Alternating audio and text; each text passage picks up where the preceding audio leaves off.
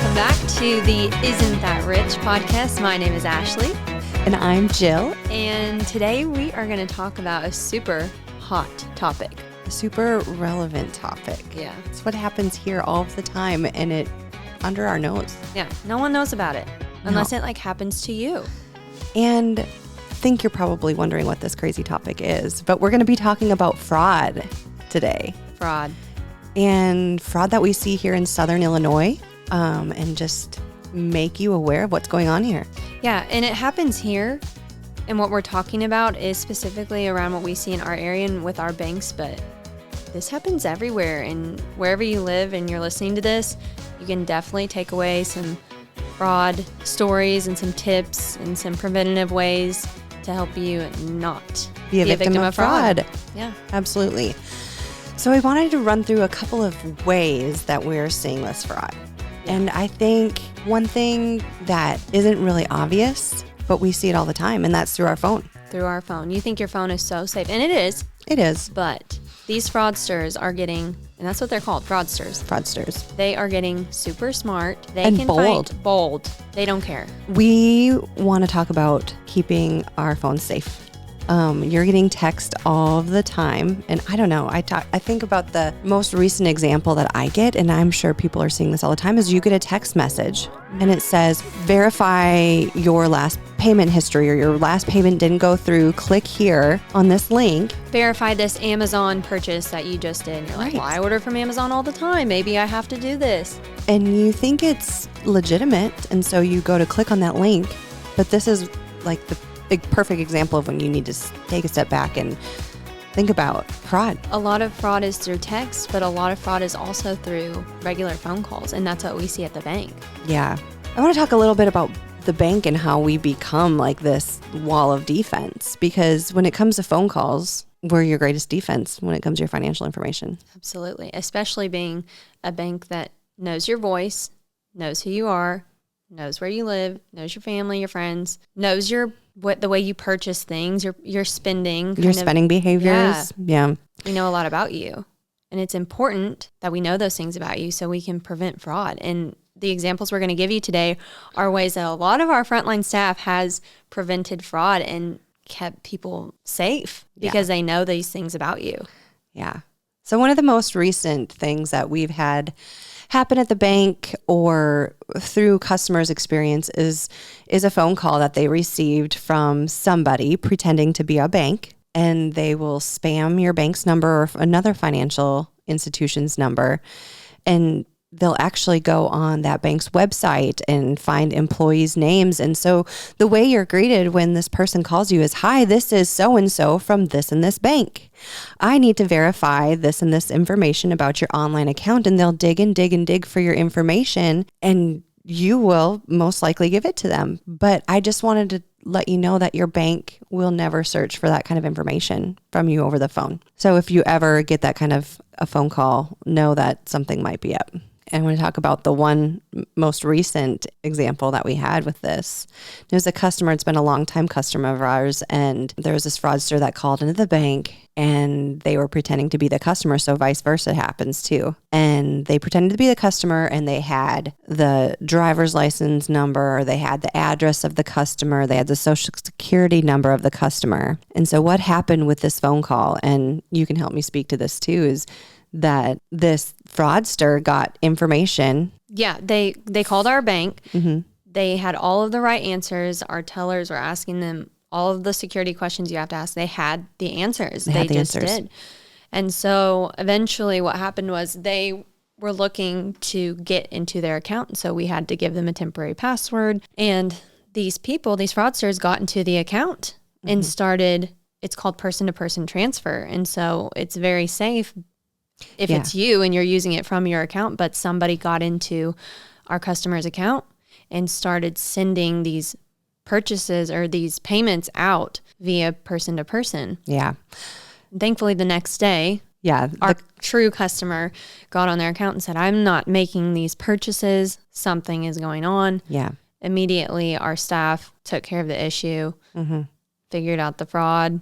Yeah, figured out the purchases weren't being made or transfers weren't the customer transferring the money out. Yeah. So we have this awesome system, right? This person-to-person transfer. And we love the capability to be able to transfer money in an instant. Like you want to transfer $10 into your daughter's bank account because she needs to buy lunch today, or you need to make this transfer to your friend because they bought pizza yesterday. But with that, it opens a little bit of risk to security, right? So people can get in there and they can send money to themselves. And essentially that's what this person was doing. They were sending person to persons to their account. So luckily our customer caught it. Yeah.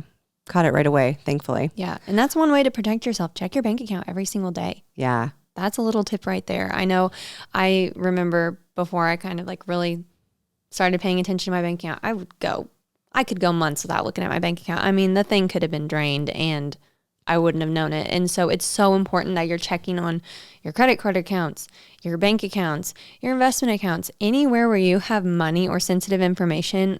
Make it a priority to check on those, to log into those, make sure everything is correct, because if there's something that's not correct, you need to address it with your banker or whoever is dealing with your finances. Well, ignorance in banking is not bliss. Like ignorance with your finances is not bliss. It's something you need to keep tabs on daily, like you said, Ashley. Yeah, absolutely. I think of the other example of a phone call or person-to-person transfer fraud where we caught was with one of our employees' examples. So the nerve. I know. To log into a bank employee's account and try to send a person to person. So this fraudster had gotten the login information to one of our employee. But this employee is, I mean, she knows what she's doing. She's up and up with it. And thank God she is, because she looked at her account and she looked at all of the people that she transfers money to via this person-to-person transfer. And so they're called a payee. A payee, yep. So she went in there and looked at all of her payees, and there was somebody with the name just as hers. So it looked like she was transferring some money to another account, maybe another account. She had a different bank, but her name was misspelled. So it was almost exactly the same as hers, but her name was misspelled just slightly. And so there was an attempt to transfer money to this person. So you could see this transfer history on her account. And luckily, because our employee had this duo security or this two-factor authentication set up with her account where it will send you a text or an email verifying the funds transfer, she was able to prevent fraud going out of her account. And immediately she changed all of her passwords and, made her account. It wasn't out any money, thank God. Thank God. But it's as easy as that. Just somebody getting a hold of your information on your account, your login information. So that's why it's so important to be able to have very secure password. Yeah. So there's a lot of fraud that can happen over the phone and over text. Mm-hmm. One of the more interesting ways, and this is a very bold way to do fraud now, this is like the olden days, is in-person fraud. And you wouldn't believe that it happens still, because a lot more phishing and fraud is happening online. Digital is the way to go if you really I think about want to be a fraudster, but keyboard courage, right? We always talk about it. Keyboard courage, but people still have in-person courage. And we've talked to a lot of the employees at Farmer State Bank, and over the years they've experienced and caught many people trying to commit in-person bank fraud. Right. I think of that one example where we caught him in the drive-thru. The police ended up catching him. And will you tell us a little bit about that example? And I mean, this is kind of a phone story, but then it turned into an in-person fraud. Yeah. So this is a good segue. So it's a phone to a person. Yeah. So some fraudster called in and they were acting like a lady that goes to our bank all the time. So we know her. We know her spending behavior. We know her very well. Mm-hmm. The teller that she always worked with. And so this fraudster called in and, of course, had all the right answers. She had all of the bank accounts. Yeah, she had all the bank accounts. And the teller that was dealing with her really listened, had that gut feeling, and knew that it was odd that this woman was asking for the last 4 digits of one of her accounts, because the true customer always knew all of her account numbers. She always had that information ready. She was so good. She knew everything about everything. So our teller thought it was odd. Well, our teller said, something's happening with my computer right now. I think it would be best if you came in so we can give you what you need. Will that work out for you? Right. The fraudster said, yep, I'll be in shortly. So this fraudster came to the bank. Yes. And in the meantime, the teller called our true customer and said, hey, I just got a call. They said it was you. Was it you? And the lady said, no, my identity just got stolen. That is not me. Yeah. So the fraudster came in the bank, had an ID with this lady's photo. Had her address. Creepy, everything. I mean, oh no, it wasn't her photo. So the ID, she had made a fake ID. So it had her phone number, everything else. Right, it had her correct information, but it had a different photo. An updated photo to look like the fraudster. And thankfully, we know our customers and we know what they look like. But if you weren't a community bank, we wouldn't have had any idea. Probably not. No. Most likely no. So the person that was dealing with the fraudster, they just slowed down, asked a lot of questions, called the cops, and by the time the fraudster was like, I'm going to leave, the cops met them at the door, and she was arrested. Crazy, though, that people have the guts to show up when they know that they're committing a crime like that. And to sit in front of somebody. Like, would you not be so sick? I tell people I wouldn't even know what to do if I was committing fraud. No. I wouldn't know the first step, but these people do. Yeah. And so anytime, this is just a good lesson to anytime you have anything, any kind of identity, if you lose your wallet, if you lose your debit card, you think you dropped it on the way somewhere, that you need to notify your bank, any financial institution, any credit card company that you deal with. Mm-hmm. It's a hassle, but keep a list of them and just make sure that you go in and put an alert. Because it's going to be even more of a hassle if your identity gets stolen or somebody gets into those accounts, because that is a mess trying to track clean that things, clean it up, make sure you get your money back if you can get your money back. Mm-hmm. And once somebody has your identity, man, you have it's scary. Yeah. So that's a good tip right there. Always make sure you know where your stuff is and notify your bank. Absolutely. I love the story. This is a true blue in-person story. I think you should tell it actually because it's someone close to you. The checks and the auto. My goodness. So this is an example. This happened to my husband actually. He had his... Which is so funny because he owns the bank. Yeah. So this is... Okay. First of all, they don't stop at anybody. They don't care who you are. No, but this is just... I'm going to say it. Checks need to be locked up.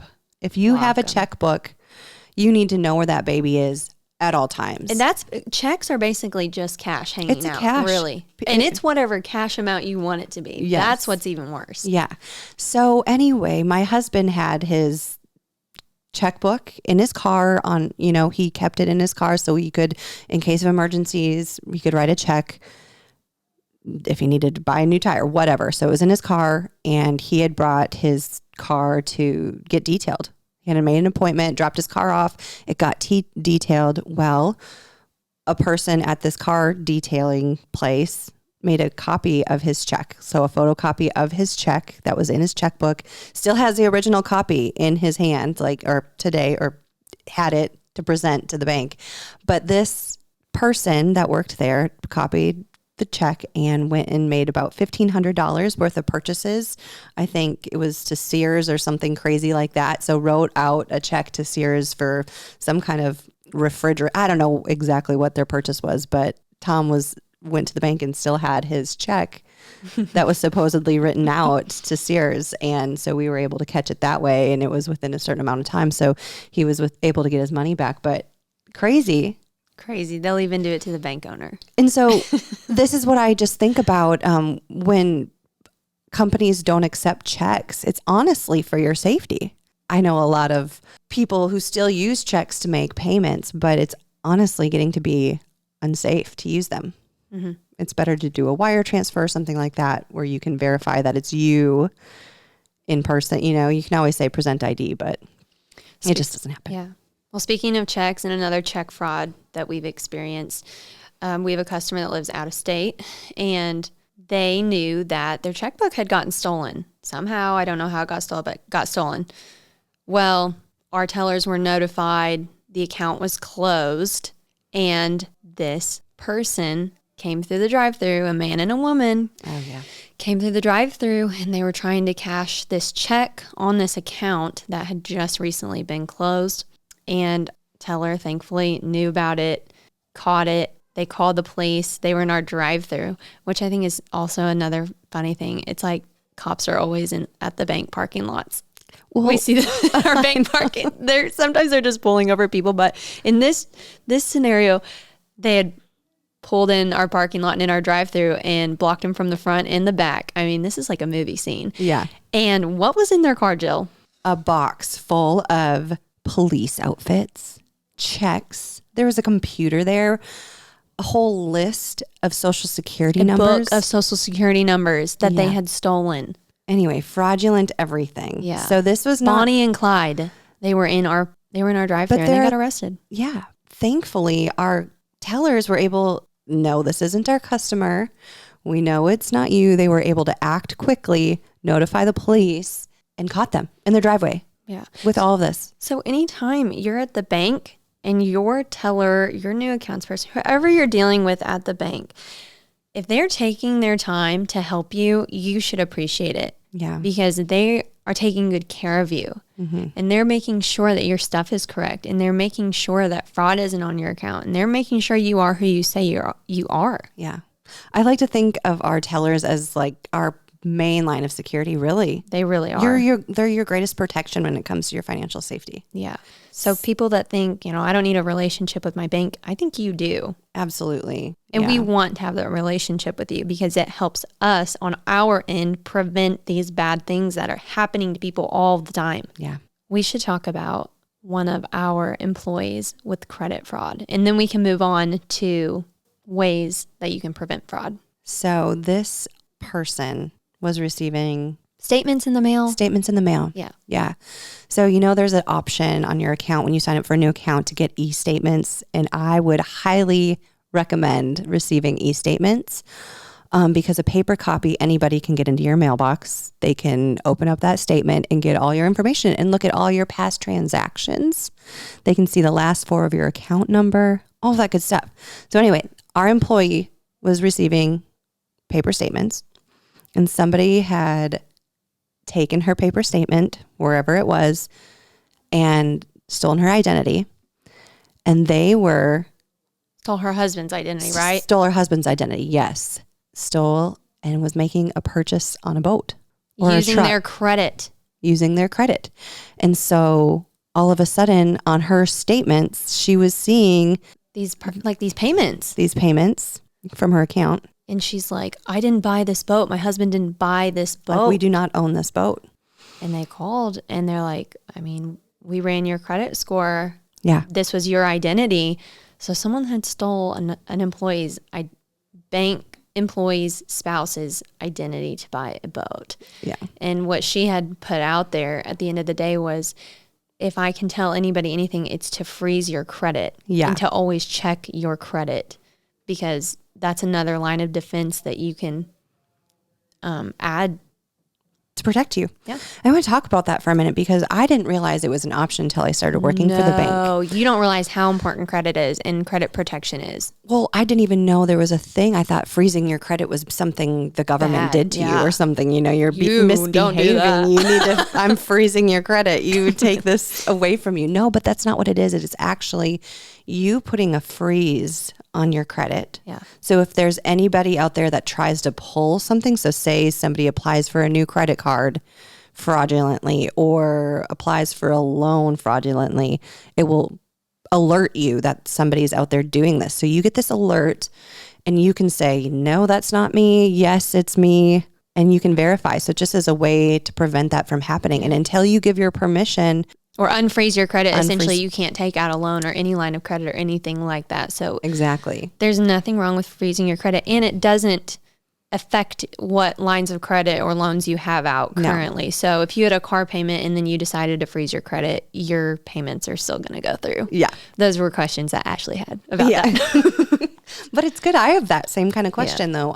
And unfreezing your credit is easy.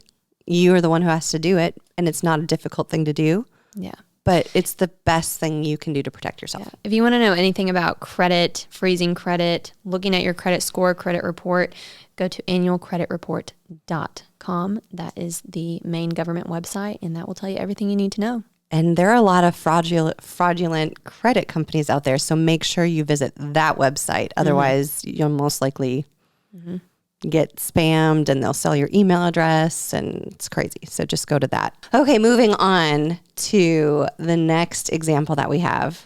I really want to talk about the lady who had her house broken into. Yeah, and her mailman was the one that caught it. I mean, this is amazing. Listen to this story. So there's a lady, one of her neighbors broke into her house, stole some information, and listen to this. The only way that she learned that her information was stolen was because her mailman came to her and said, hey, this is your name. I'm supposed to be delivering this at a different address. And it ended up being a debit card. So somebody had gotten her information from her home and rerouted a debit card to be sent to their home so they could use their debit card as they wish. Her neighbor stole her information. Isn't that so scary? That's spooky. But it happens all the time. And this is something that happens around here. Yes, that happened here in Southern Illinois. Yeah. All of these things that we've talked about today have happened here. Yeah. At our banks, in our town. Yeah. So this just goes to show you that if your banker asks you to come visit the bank to pick up your debit card, that's the safest line that you can use. Don't huff and puff about it. Yeah. Be thankful. Or if somebody asks for your new copy of your ID and you have to make a separate trip out to your car to go get it. You'll be fine. It's for your safety. You'll be better than ever. Yes. So those are some really good examples. Is there any other example you want to talk about? Because I really think that we should give them some tips on how to prevent it. Yeah, I think we've given them enough information, enough stories. So I know we talked a lot about what happens on the phone, like fraud that happens on the phone. And I just wanted to give you a couple of things that your bank will never ask you over the phone. So number one, your bank will never call you to ask you any personal information. They'll never ask for your PIN number over the phone. If they called you, they will never ask for your username or password to your mobile account if they call you. If they called you. So that's key, because if you want to call, you want to call the bank and you need help resetting your password or you need help with your mobile banking, by all means, call and ask for help. That's what we're here for. But you need to be the one to call us before we'll give you that information. Because we will never ask you, hey, what's your PIN on the phone? We will also never ask you to click a suspicious link. So a lot of fraud is happening where somebody sends an email or that text, like I mentioned earlier in this episode, with a link that makes you verify something. We will never send you a suspicious link. Another thing that we'll never ask you is really strange questions. Like, those surveys that you get all the time that it goes around on Facebook and it's like, tell me these 50 things about you. Like, do you prefer coffee or tea? Do you like cold or hot better? Or things like that. Never fill those surveys out. Because it's people fishing for information about you. People fishing for private information. Private information. It could be something that could be your password if it's the name of your dog. Mm-hmm. So just never fill those out. And a bank will never ask you those weird questions. So those are 3 things your bank will never ask you. Your PIN or mobile information or mobile login information. Yeah.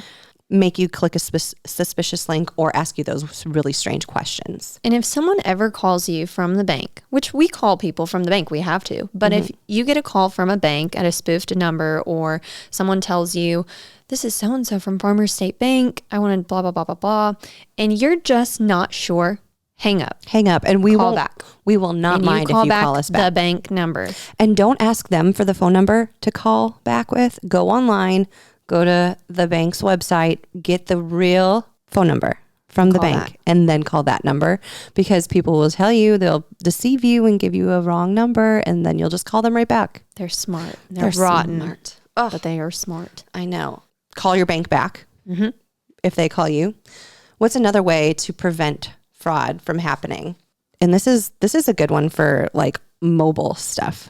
So 2-factor authentication is so annoying. I get it, but it's very, very helpful, and it will help prevent fraud on your account because there's many ways to do 2-factor authentication. It can send you a text. It can do a phone call. Everybody typically knows what two-factor authentication is. A lot of companies are using it now. And so if you have the option to use it, you should use it. Absolutely. 100% use it. I know, like, it's just for a double layer. My Gmail account now, I have to like go onto YouTube and take a picture of the QR code there or something. It's getting to be a lot, but please just bear with everyone. This is for your security. It's to make sure you are who you say you are.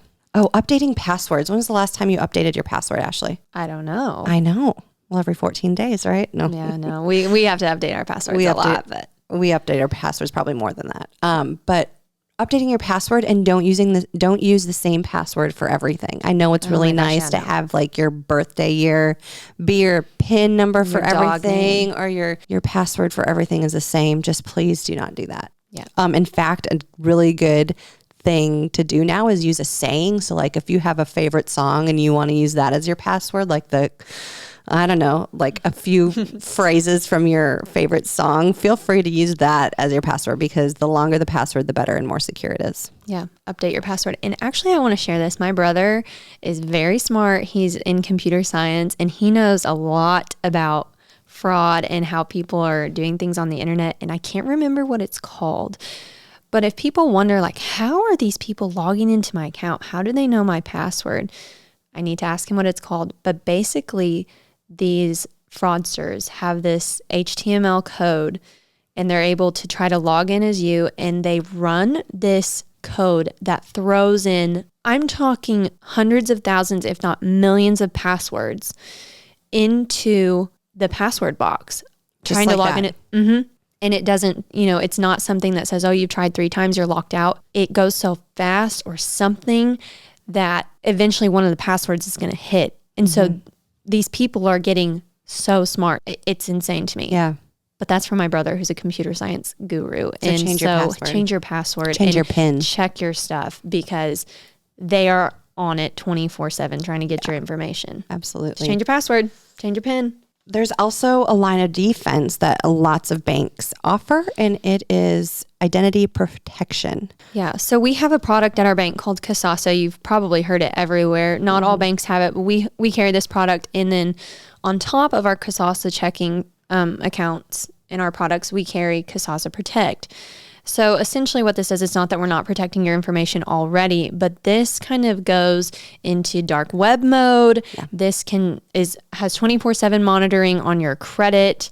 So if there's any hits, it will notify you. You know how we talked about like freezing your accounts? This is another line of defense. It will notify you. It's watching your social security number. It's just monitoring all of your stuff, all of your information, even down to the dark web. So if that is something you're interested in, you can get that as well. It's just another layer of protection.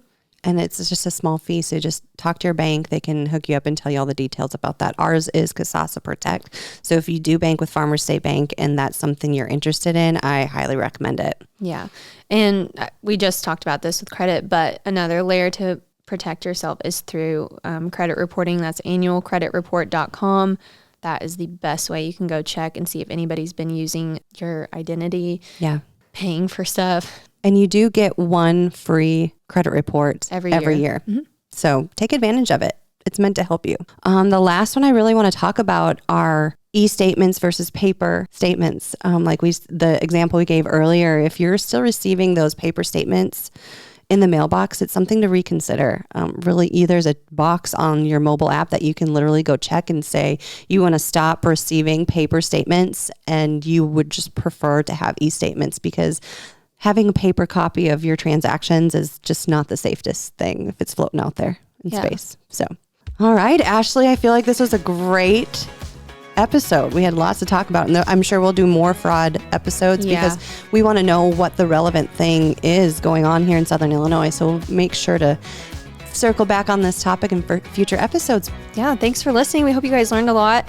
And if you want to know more about fraud, you can always visit us at the bank, talk to any of our experts. We have 4 locations in Southern Illinois, or you can visit us online at myfsb.com. Thanks for listening. Thanks for listening. See you next time.